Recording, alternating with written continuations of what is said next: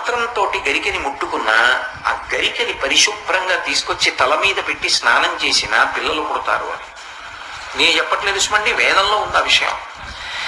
అటువంటి గరికతో పూజ చేస్తే చాలు, ఆయన సంతోషపడిపోతారు. ఎప్పుడైనా సరే ఏదైనా అకస్మాత్తుగా చూడకూడదు చూసామనుకోండి, పాపం పోవాలంటే అనుకున్నాను అనుకోండి, వెంటనే ఏమిటంటే గరికిని ముట్టుకుంటే చాలు, పోతుంది.